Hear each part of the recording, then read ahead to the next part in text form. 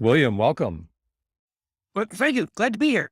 It is so great to have you. I read Wheat Belly about a decade ago, and that book, as many of our listeners know, was a runaway bestseller and had a transformative effect for millions of people. I joked with you before the show. You're largely responsible, better or for worse, for the grain-free and gluten-free movement. I think for better. And so, with all that said, I'm curious. Since it's 11 years, I think, since Wheat Belly came out. What's the biggest change you've seen in terms of the research in your findings in writing this new fantastic book, which everyone should pick up, called Super Gut, around the consumption of grains and the unintended consequences? What I think is so also fascinating, you're a cardiologist. People come to you for heart problems. So, what have you seen? What are the biggest changes you've seen in the past decade? There have been some changes, Jason. They really haven't made the headlines. Ironically, a lot of the focus on wheat and related grains as a detriment to human health came from the psychiatric world. You may recall that some of the early observations were in paranoid schizophrenia. That is, it was observed that paranoid schizophrenics, this was made in several studies, paranoid schizophrenics, which is a very disabling disease. It's a very difficult condition. But when you remove gluten, people say, but wheat and grains from their diet, they're not cured, but they have a marked reduction in paranoia. These people tend to think that people are plotting to kill them, that kind of stuff. There's a reduction in paranoia. There's a reduction in auditory hallucinations, hearing voices. There's improvement in social engagement, dealing with people. If you add back grains, it comes back. All those symptoms come back. If you remove it, it goes away. So there are several studies showing on again, off again, on again, off again, which is a way to prove cause and effect associations. Well, it, I was surprised to see several psychiatric groups picking that up again. Unfortunately, the medical system is kind of hell bent on developing pharmaceuticals and procedures. And if it comes to just natural means of restoring health, whether it's diet or attention to nutrients that are lacking or the microbiome, my colleagues tend not to care that much about those kinds of things. There's this kind of willful ignorance that is, you pay attention to the things that generate revenues, pharmaceuticals and procedures, and you don't pay much attention to things that don't generate revenues, like diet, nutrients, and the microbiome. Yet, it's my view, doctors and other people in healthcare should be experts. First of all, they should be experts in nutrition. They should be experts in nutrients. They should be experts in the microbiome and resort to pharmaceuticals and procedures only when absolutely necessary. Of course, that is not how the medical system works. I'm, of course, generalizing mostly towards the mainstream MDs, not the naturopaths and functional medicine docs who are doing a lot of good. So, if I were to zero in on grains, what's your take on grains in 2022? I'm assuming, and you go into detail in the book on this, but I just want to be clear for our audience. Obviously, some grains are worse than others.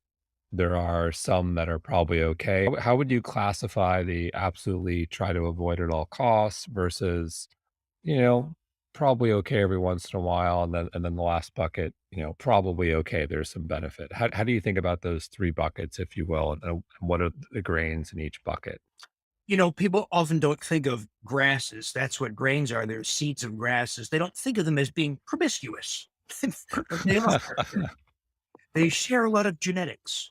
For instance, rye, which is almost identical to wheat in its genetic code, rye was a weed originally in wild wheat fields, but it's acquired virtually the same genome as wheat. Looks different, it tastes different as a bread say, but it is quite different. It is quite similar genetically. So there's a lot of overlap in the effects among all the varieties of seeds and grasses. But at the extremely bad end are the products of modern, what's called high yield semi dwarf wheat plants. These are the plants that were created through thousands of experiments back in the 1960s and 70s in east of Mexico City, by the way, in a foundation funded by the Mexican government, the Rockefeller Foundation. These were not evil people. These were people trying to help feed the world by generating high yield variants of wheat, corn, and soy. Well, with wheat, they did succeed, but it looks very different. It's 18 inches tall. The stalk is very thick. The seeds are very large. The seed head is very long, and the yield went up 4 to 8 fold per acre. So, from the perspective of yield, it was a great success.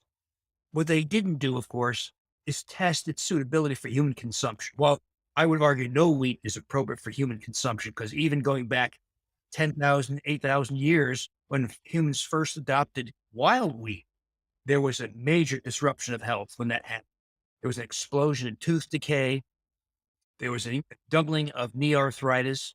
There's appearance of nutrient deficiencies, and that's due to the phytates that bind minerals in wheat. So even traditional strains of wheat had their problems, but they were dramatically amplified by modern high yield semi dwarf wheat for a whole long list of reasons.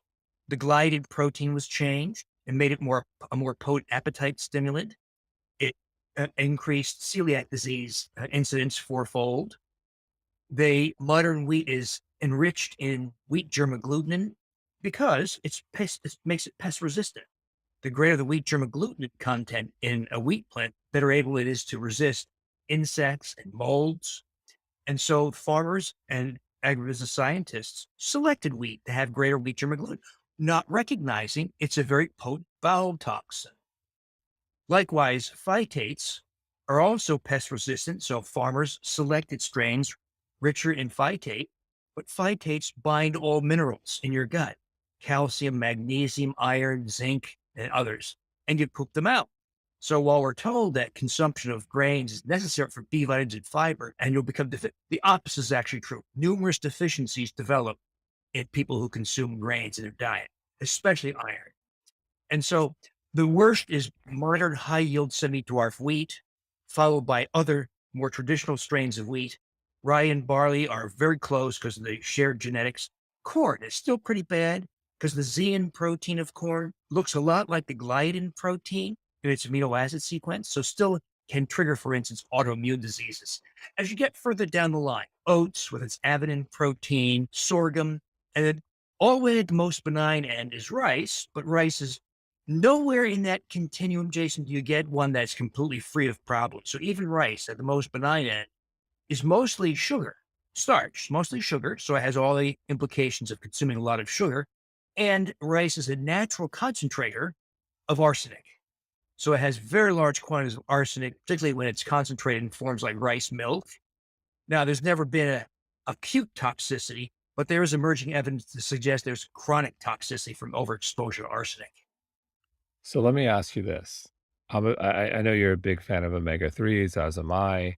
I love personally getting my wild sliced salmon from the iconic Russin Daughters here in New York City. We'll walk over there, I'll pick it up, and I have to put it on a piece of bread. So if I have to take my fantastic wild salmon and put it on a piece of bread, and I can get any bread I want, what's in your opinion, what bread should I put that amazing, delicious wild salmon on? Well, we can recreate something close to what looks and tastes like bread, but we choose flours that have none of these health consequences, like gastrointestinal disruption, appetite stimulation, provocation of small LDL particles that causes coronary disease, heart disease, binding minerals and pooping them out. So if we choose more benign flours, almond flour is a favorite, ground golden flaxseed, coconut flour. There's a bunch of others, and we can it'll be a little different, but you can still make a very delicious bread or focaccia bread. We do struggle with generating rise because there's no gluten to generate rise. And so we don't have these big loaves that are puffed up. They tend to be flatter, but they can be quite tasty. What about sourdough? So many, we also talk when we talk of grains and breads, we also think of blood sugar impact, and sourdough is one that comes up, and many people in our world will say, if you're going to have bread, it should be sourdough. What's your take on sourdough? Sourdough is the low tar cigarette of grains. That is, so the process of fermentation does reduce, not eliminate, but does reduce some of the toxic components. It reduces a little bit the wheat germ agglutinin. It reduced the content of amylopectin A. Amylopectin A is the carbohydrate unique to grains that raises blood sugar higher than table sugar. So those components are reduced, but they're not eliminated. The gliadin protein is Sure. reduced, graded, but it's still there. And when you bake something, also, some people will say sourdough bread is a good source of probiotic organisms because it's a fermented product, but you bake it. When you bake it, you kill all the microbes. Got it. So sourdough is we got somewhat of an okay. I'll take that as a win. What I think is so interesting about you, one of the things is you're a cardiologist. So you mentioned LDL particles in the book. You talk about TMAO, which is a marker we should look at. And before I go to TMAO, because you say how we're thinking about that is flawed, at least traditional medical system. Can you talk about how this all ladders up to heart health and how you kind of got interested in the gut, in the biome, in grains from your perspective? You're a cardiologist. Well, I began many years ago putting in stents and doing atherectomies and angioplasty and aborting heart attacks. But then my mom, who was living in New Jersey where I grew up, died of sudden cardiac death after her successful two-vessel coronary angioplasty. Well, that's what I did for a living in Milwaukee, Cleveland and Milwaukee. And it illustrated to me just how unsatisfactory it was to try to manage this very dangerous disease in a cath lab because people often don't make it to the cath lab. They have a heart attack at home or they die shoveling snow or something like that. So I wanted to find a way to help people identify those kinds of bad heart events 2 years, 5 years, 10 years before they became a real risk. Well, back then, this remains true today. The best, most accessible way to do that is to score the calcium in your arteries because you could see it. And calcium comprises 20% of total atherosclerotic plaque volume. So I set up the first CT, back then at EBT, but now CT scanner in Wisconsin, one of the first in the Midwest. And we started scanning people left and right. And you know what, Jason? When you look for silent early heart disease, it's everywhere. And so I have all these people freaking out because they have high scores. Normal is 0. Any score higher, 300, 500, 1,000 means you're getting close to a heart attack, death, sudden cardiac death, or needing a procedure. Well, back then, this is 20 some years ago now, people would come in and they'd have a score, say, of 300. And they say, what do I do? Well, back then, I would say, well, take aspirin, a statin drug at high dose, a cholesterol drug, cut the fat and saturated fat in your diet, and exercise. Now, we help publish these data. If you do nothing, the score goes up on average 25% per year, and you get closer and closer to dying, a heart attack, etc. If you put somebody on a high dose of a statin drug like Lipitor and an aspirin, low fat diet, exercise program, heart scan score goes up 25% per year. There's no impact on this measure whatsoever. Well, my colleagues, the experts, said things like, well, if we can't stop it, don't rescan these people. Let them have their symptoms or heart attack and deal with it then. I thought that sucked. I thought that was a terrible answer. And so I looked for ways to at least impact, slow that 25% per year. That was money. Imagine what that would do. That's a very rapid rate of growth. So it took me some years of zigzagging and trial and error, but it led me to lessons like this. You add vitamin D, and it was the first time I saw scores drop. A score of 900 would be 480. So like dramatic decrease. You can actually see the plaque shrinking on the CT heart scan. But one of the tests I was running back then was it's become clear that cholesterol testing is an absurd, outdated notion, and that there are better methods to quantify the particles in the blood that lead to heart disease. One of those methods is nuclear magnetic resonance or NMR lipoproteins. And when you see somebody with heart disease, whether it's a high calcium score or they had two stents or they survived sudden cardiac death or any of those things, you'll see that virtually 100% of them don't have high cholesterol. That's a ridiculous notion. In fact, they usually have average cholesterols, but they do have, almost without exception, an excess, a severe excess of small LDL particles coupled with insulin resistance and inflammation. And so the only thing that causes small LDL particles, this science came out of UC Berkeley, Hopkins, real science, not my science, other people's science. They showed that the only foods that did that were grains and sugars. So I had my patients, all these people, I said, let's try this. Your small LDL on your lipoprotein panel is 2,400. nanomoles per liter, something like that, particle count per volume. Let's try it. Remove all wheat, grain, and sugar. They'd come back, and the small LDL would be zero or some other very low number. In other words, it wasn't just an improvement, it was eradication. But this is when I learned from people would say to me, you didn't tell me that I'd have to stop my insulin and metformin because my blood sugar dropped so much I'm no longer a type 2 diabetic. You didn't tell me I would drop 57 pounds and I would lose 8 inches off my waist. You didn't tell me that my ulcerative colitis or rheumatoid arthritis got so much better. I'd have to stop the prednisone and the anti-inflammatory drugs, the biologic injections. So I did this, Jason, just for small LDL particles in people with high cardiac calcium scores. And I stumbled into this thing. But it took me a while to accept this because when you think about it, now wait a minute here. I tell people to remove the foods that virtually all physicians, all dietary guidelines, all the dietitians all tell people should be the cornerstone of diet. We take it out and we see life, health, and weight transformed. So, it took me a good year of thinking whether I was the asshole and I had overlooked something. And I was expecting to, of course I'm wrong. I never came across that thing, Jason. In fact, the deeper I dug, the more I did this, the more I realized that this was a real thing. And as you've seen, I think the reason why people latched onto that message is not because of my charisma and good looks. It ain't that. I think it's because it works. Hear you on processed carbohydrates and processed sugars. In terms of meat, how, how do you think about the role of meat and what role, if any, in your opinion, does it play in cardiovascular disease? If this was a perfect world and we could do whatever we want, Jason and I would grab an axe, a spear, a bow and arrow, and go kill something. And we would, at the site of the hunt, tear open its belly, eat the stomach, eat the intestines raw, maybe eat a slab of liver, eat that, and then drag the carcass back to the clan and roast it over a fire. That's how humans are supposed to eat. Now, modern humans have gotten so squeamish that we no longer eat the brain or the heart or tongue or liver.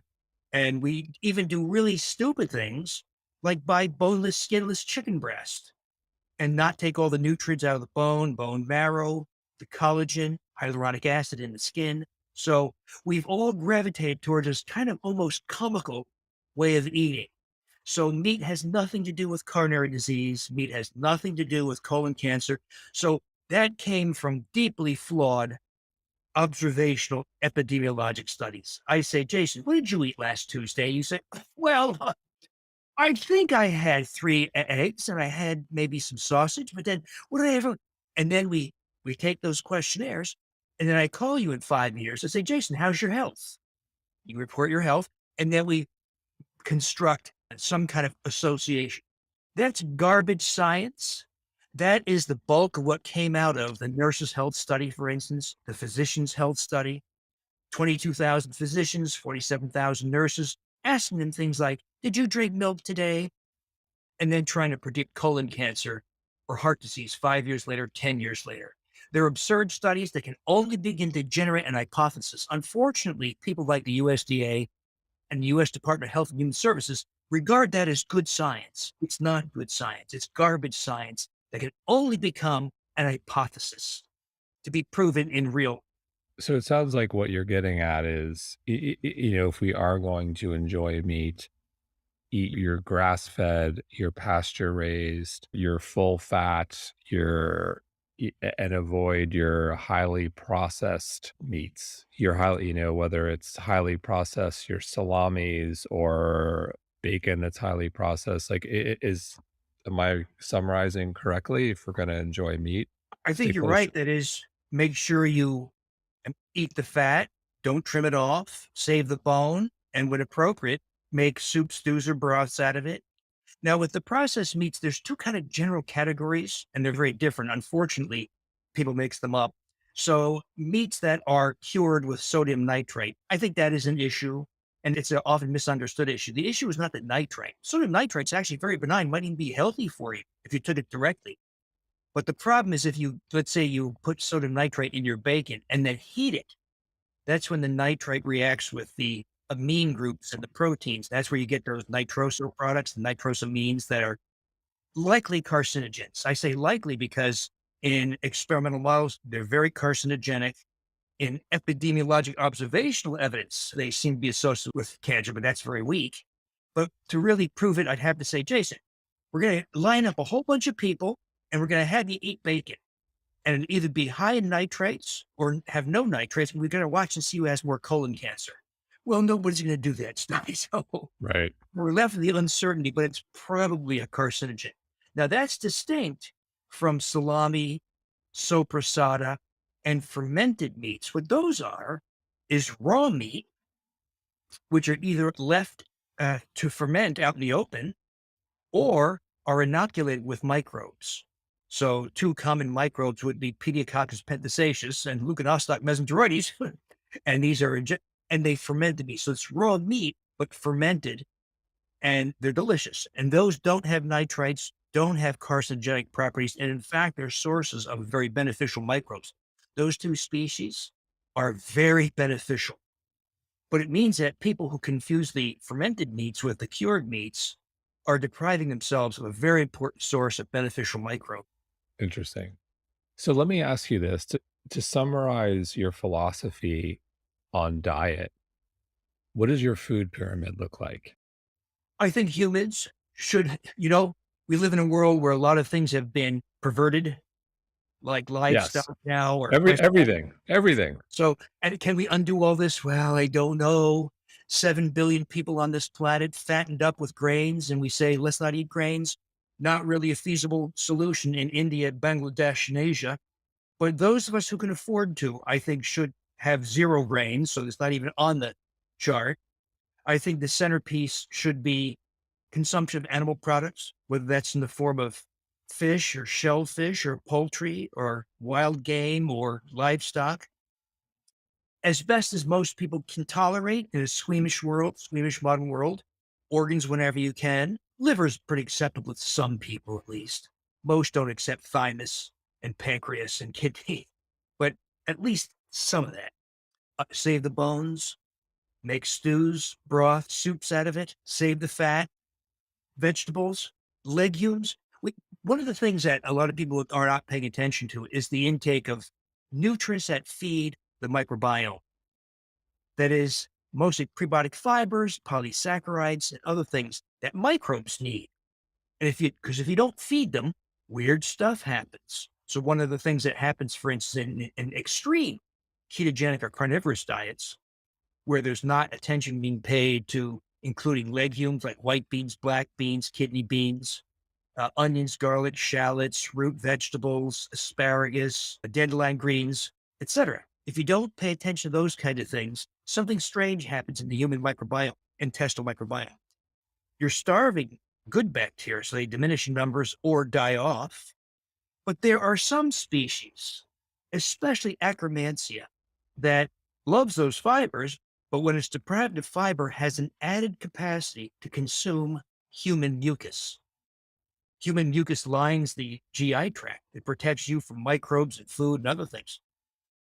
Well, when you deprive Akkermansia of fibers, it turns to human mucus. Its full name is Akkermansia muciniphila, mucus lover.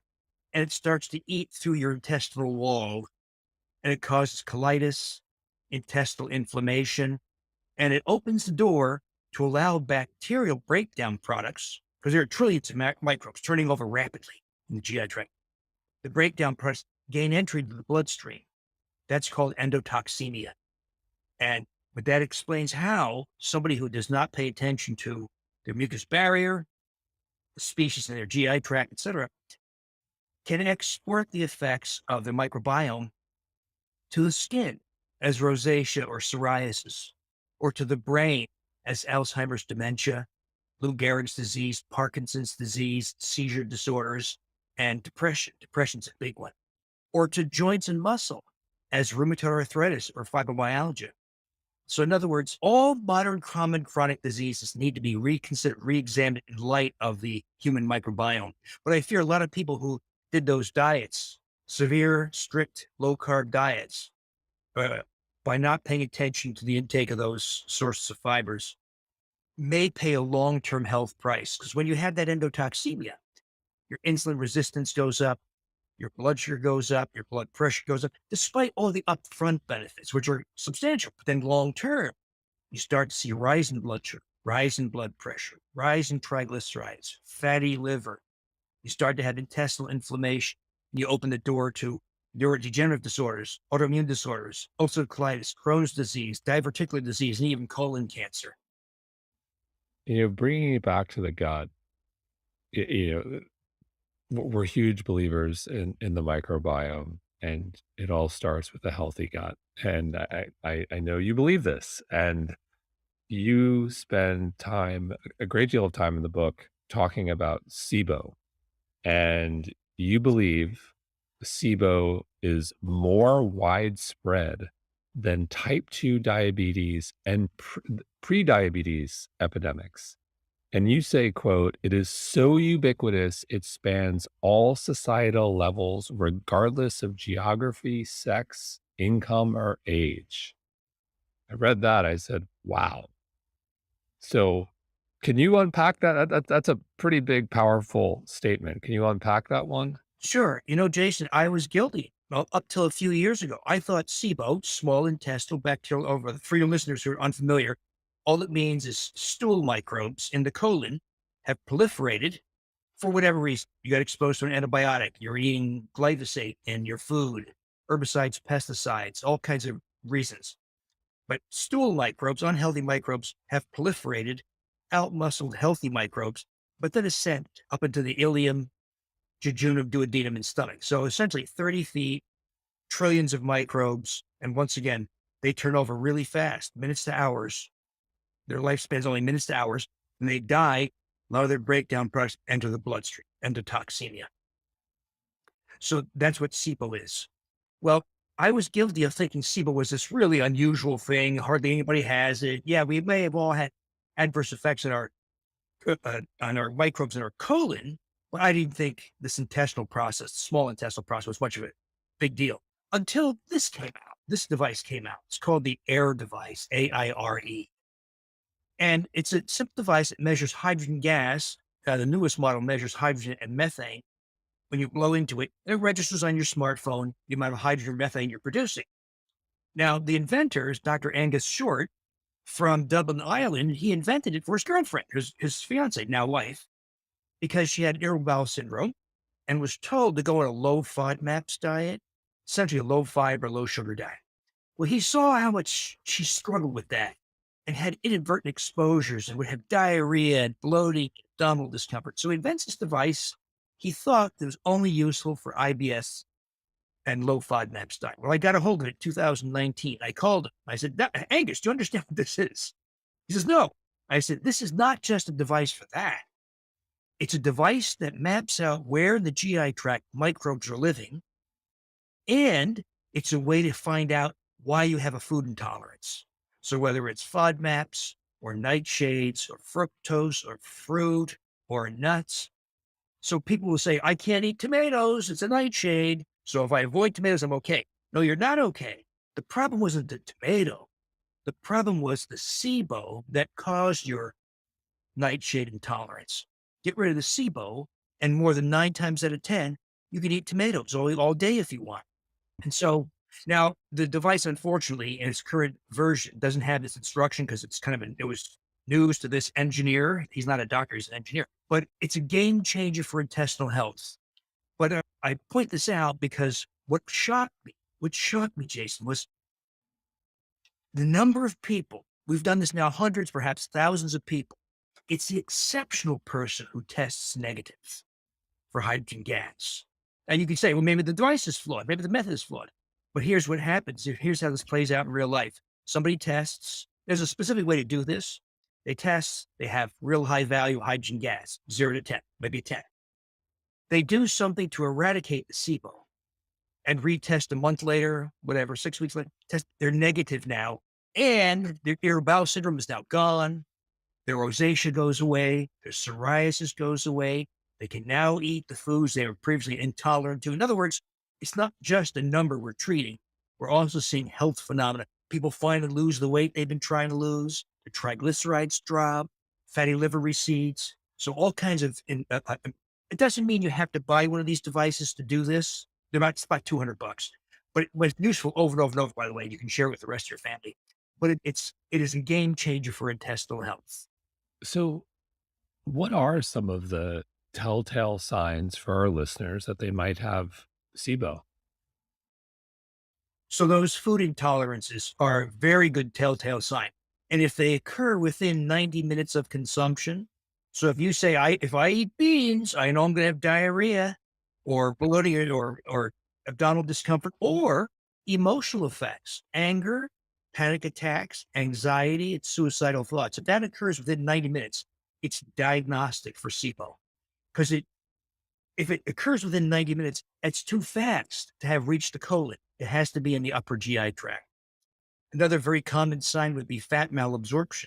That is, you see fat droplets after a bowel movement in the toilet, or you see staining of the porcelain where the water meets the porcelain. Rashes that don't respond well. So if you say, I've had eczema or seborrhea for years, the doctor keeps writing these topical steroid prescriptions, doesn't respond. They want to put me on a biologic now, only going to cost $4,000 a month. And the only side effect is liver failure. So those are telltale signs. There's also conditions so frequently associated with SIBO that if you have them, you can pretty much assume you've got SIBO. Fibromyalgia, about if we believe Mark Pimentel's very excellent data from Cedars-Sinai, UCLA, 100% of people with fibromyalgia have SIBO, and they have it to a severe degree. The great majority of people with irritable bowel syndrome have SIBO. People with neurodegenerative diseases or autoimmune diseases have SIBO. If you're obese, a type 2 diabetic, have metabolic syndrome, prediabetes, fatty liver, very high likelihood. There's 150 million Americans with fatty liver now, and Wow. 50% of them have SIBO. Not my speculation. This is formal evidence. So if 150 million Americans have fatty liver on their way to cirrhosis, by the way, I hear my colleagues say things like, oh, don't worry, you have fatty liver. What can I do about it, doc? Nothing. Meaning there's no pharmaceutical or procedure for it, even though you can do a ton about it nutritionally and in the microbiome. But those people go on to have cirrhosis. Cirrhosis is not this benign condition. It is a horrible condition. Your belly swells with fluid, you start to turn yellow from jaundice, and you get varicose veins in your esophagus, causing you to puke up bright red blood. I've had many people puke bright red blood at me in the emergency room because they had esophageal varices. Cirrhosis is a terrible condition. So to say to somebody, there's nothing we can do, and then we'll watch you as you go through cirrhosis, and then we'll put you on the liver transplant list. I don't know if you ever saw somebody with a liver transplant. It is an absolutely horrible procedure. You have not brought a person a new life. It's an awful life. So to tell somebody that is to mine, in my view, criminal. When fatty liver is incredibly easy to turn around within 2 weeks, but it's not going to require drugs and procedures. So half the population in this country, 150 million people, so 50% of the population, more like 160 million, have fatty liver, half of whom have been tested, not the entire 150 million, but a portion of it. 50% have SIBO. So that alone is what, 75 million people? Something, 60 million people, something like that, just with that one condition who have SIBO. And so, what's driving? So, the fatty liver leads to cirrhosis potentially. Is that what? And so, is it alcohol consumption that is leading to fatty liver, or is it something else? Because we hear of cirrhosis, you tend to think of alcoholism. Is it alcohol that's driving this, or something else? Alcohol can drive it, but you can do this without drinking a drop of booze. So there are a number of things that contribute to this. One thing that leads to fatty liver is consumption of grains and sugars. And the reason for that is the amylopectin A carbohydrate of grains and sugars, whether it's fructose, sucrose, or glucose. The liver is very good at converting sugars to triglycerides, fats. That's called de novo lipogenesis, making fats. So the liver takes those sugars, converts them to triglycerides. Some of those triglycerides gain entry into the bloodstream. So everybody who's got a fatty liver also has high triglycerides. And But some of the triglycerides stay in the liver. That's what clogs up the liver. Now, if you have insulin resistance, which is tens of millions of people in this country, insulin resistance turns up the volume on that process, makes it much worse. And then lastly, when you have dysbiosis, but more so SIBO, because the small bowel has a fragile single layer mucus barrier, the colon has a much more durable, strong dual layer mucus barrier. So when microbes crawl up the small bowel, they're more easily, their breakdown products, endotoxemia, is better able to enter the bloodstream. Now, the gastrointestinal tract is drained by something called the portal system. It's a venous system that drains straight to the liver before it enters the rest of the body.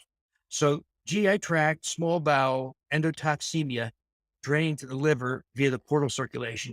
Your poor liver takes a beating, eightfold higher levels of endotoxin compared to the general circulation. So consumption of grains and sugars, insulin resistance, very common, and then endotoxemia in the portal system. Add those three up, your poor liver's been taking a beating. So it doesn't require alcohol to develop cirrhosis. In fact, this is becoming an epidemic. But unfortunately, my colleagues still say, sorry, there's nothing we can do, meaning there's no drugs or procedures, because they practice willful ignorance on nutrition, nutrients, and the microbiome. Wow, fascinating. I never thought of cirrhosis outside the context of alcohol consumption. Um, SIBO, the numbers are obviously very alarming.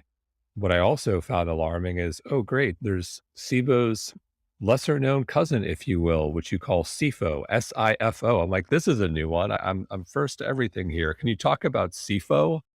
So typically after antibiotics or somebody who consumes a lot of sugars, like sugary soft drinks, it encourages, so fungi, that's what SIFO is, small intestinal fungal overgrowth. Fungi love sugars. So whenever there's a lot of sugar in the vicinity or antibiotics kill off some healthy bacteria that kept fungi in check, fungi proliferate. And these are species like Candida albicans, Candida glabrata, Malassezia, and others. They proliferate, and they, like their nasty bacterial friends, can also ascend up into the small bowel, giving you 30 feet of fungal overgrowth. And that is, it's not as well charted out as SIBO, but it is surprisingly common. It's my view that you don't develop SIFO until you've had SIBO, because it's healthy microbes, bacterial microbes, that keep fungi in check. But this can be responsible for, most commonly, this feeling of insatiable sugar cravings. It's one way. Another is eczema that won't respond to steroid creams, or just having eczema. A lot of mood swings also. It's very difficult to distinguish SIBO from SIFO just on symptoms, but those kind of three phenomena are more common in SIFO. Now, the conventional answer, sadly, Jason, is to ignore it, or for the doctor to make fun of you. Oh, Jason, did you consult Dr. Google again? Don't waste my time. There's nothing wrong with you. There's no such thing. The harebrained things my colleagues say is just endless. So the good news here is, unfortunately, there's no air device for intestinal fungi. You could do a stool analysis and you could see an excess of fungus that way.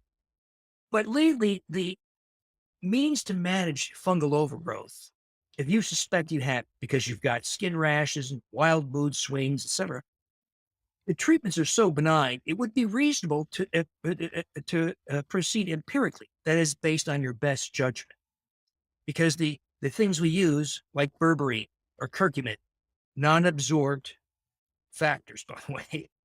You see a lot of hair pulling over. Why doesn't berberine or curcumin get absorbed? We're going to force absorption. We're going to add piperine and biotin and nanoparticle emulsions. We're going to force absorption, ignoring the fact that if you take 100 milligrams of curcumin, you poop out 99 milligrams. But we know that it reduces inflammatory markers like C-reactive protein. We know it reduces arthritis pain. Well, how does it do that if it never makes it to the bloodstream? It never makes it to the knee or other parts of the body, because it's having effects via the microbiome, bacteria, fungi, as well as the mucus and intestinal immune barrier. So we use a lot of berberine, curcumin, and food source essential oils that we dilute. And because those are very effective, those terpenes and food source essential oils are very safe. But there's a very specific way to use them because you don't take them directly. They're very caustic. They can burn. You want to dilute them heavily into. So we use a few drops, for instance, olive oil. Do that. The downside of fungal overgrowth is that two things. One, it takes much longer than SIBO. It takes months, 2, 3 months, not uncommon. And two, both eradication of both SIBO and SIFO, but SIFO more so, has this so-called die-off reaction phenomenon. That is when you kill off microbes, you force a rapid endotoxemia. And the most common effects are anxiety, racing heart, palpitations, panic attacks, even low-grade fever, muscle aches. Feels like the flu. Now, there are ways to subdue that effect. You can slow down your approach, space out your dosing, reduce the dose, generate less die-off, or taking something like activated charcoal, like 1,000 milligrams. And it works very well. So it's CFO, a whole nother world. We need better data, but it's a real thing. So there's so much great research in the book. I'm curious, while writing, was there one specific study that just jumped out at you and your jaw dropped?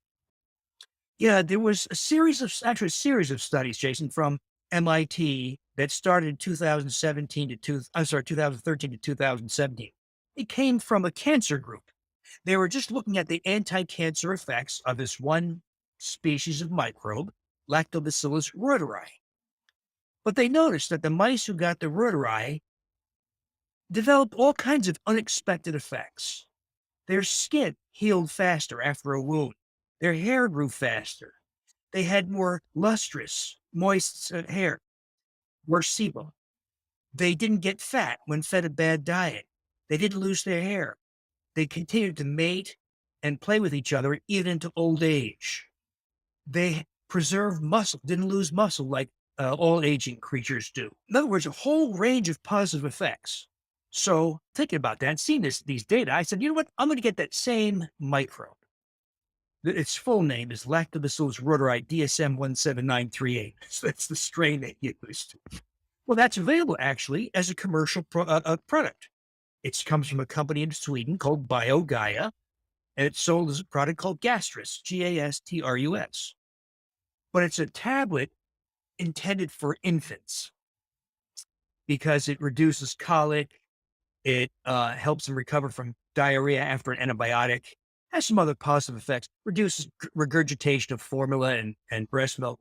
So, because it was intended for babies, it was a very low dose, very low counts of microbes. So I thought, well, how can we get more of an adult dose? So I did something crazy. I made yogurt out of it, but not yogurt in the conventional sense.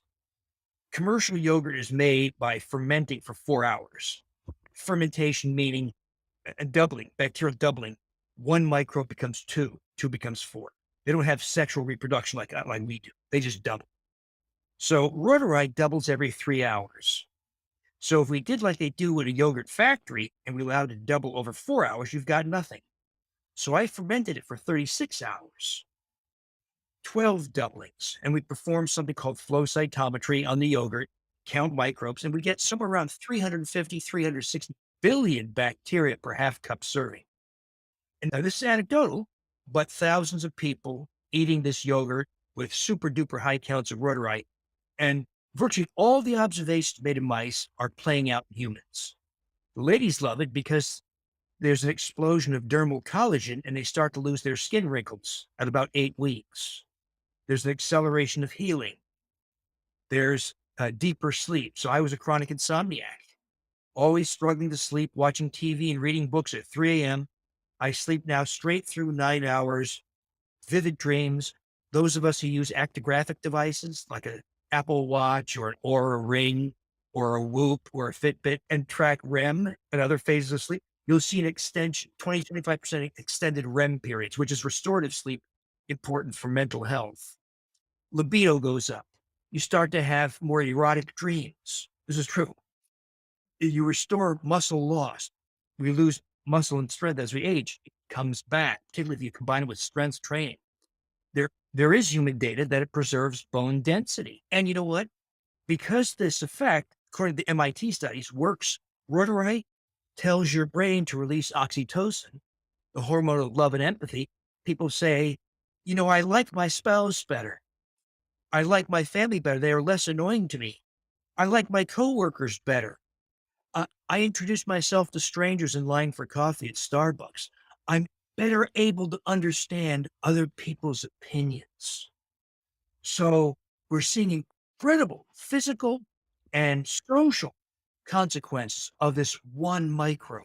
Now, there's many other microbes, by the way, Jason, missing, absent in modern microbiomes, and we could do the same. So I tell people, don't get overwhelmed by this. Think of it like going to a restaurant. You go to a restaurant, waitress hands you a menu. You don't freak out and say, there's no way I can order all these appetizers and main courses and desserts. You pick and choose the ones you want. But we can do the same in the microbiome. If you want smoother skin, deeper sleep, and increased libido, ferment Lactobacillus reuteri. If you have a newborn, you want that child to be healthier, sleep through the night, have half as many bowel movements, have as many diaper changes, have less asthma later on, have less irritable bowel syndrome, and have a higher IQ, let's ferment Bifidobacteria infantis. If you want if you're a competitive athlete and you want to have quicker recovery, let's ferment Bacillus coagulans, the Ganeden strain, and that blocks the breakdown of muscle so that you recover much faster. So you can pick the microbe for the effect you want. Now, this is once you get rid of the SIBO, by the way, SIBO and SIBO. Because if you do this if you flip flop, you do the yogurts because they're so fun, right? So exciting, so interesting. Do that first, but you're doing it in the setting of Rip Roy and SIBO. You won't get these kinds of benefits. You may get some, but you won't get full. So the key is to provide a clean slate first, address your SIBO, address your SIFO. You're feeling good. Your seborrhea is receding. Your ulcerative colitis is getting better. That's the time to make these really interesting. That type of yogurt, by the way, could be coconut milk. It could be hummus. It could be fruit purees that you ferment. Fascinating. Fascinating. So, in closing, what's the future look like to you? Is it, I feel like we've talked about fecal transplants for a while now, and I'm still not seeing many of them. Maybe people aren't advertising they're having them. I don't know, but what is the future of this conversation in, I know I'll say a year from now. Well, I don't do fecal transplants, and I'm not a big fan of them. There have been deaths from fecal transplant. I did not know that. Yeah. So one of the things they assume is the donor is healthy. Well, healthy is a very rare commodity nowadays. So now I think what's going to happen in that little world is there's going to be stool banks of people who have been screened for hepatitis C, HIV, all kinds of things, and for metabolic markers and have their microbiome characterized. And those people get to be chronic stool donors, and that'll be the source. Now, by the way, we have to be careful with my colleagues because they love to monetize things. So they try to make every health condition into a procedure. It's easy to lose weight. Why do you have to do a lap band or gastric bypass that impairs somebody's health for the rest of their shortened lives? Because it's a monetization strategy. So that's the bad news. The good news is the insight, the strategies coming out of the world of the microbiome are becoming so incredibly powerful. I mean, we're talking about deeper sleep, restoration of muscle, increased libido, acceleration of healing. These are big effects, and it's getting better and better. I think we're going to challenge those SOBs in the pharmaceutical industry who are cutthroat, predatory, exploitative people who just want the billions and trillions of dollars that come from Americans' pockets. That's why, by the way, people like you and me and a lot of the people who write books on health can no longer get on TV because it's not in the interest of big pharma, a major advertiser now on American media.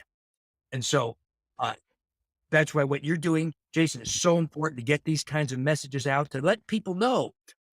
Don't pay attention to the drug advertising on TV.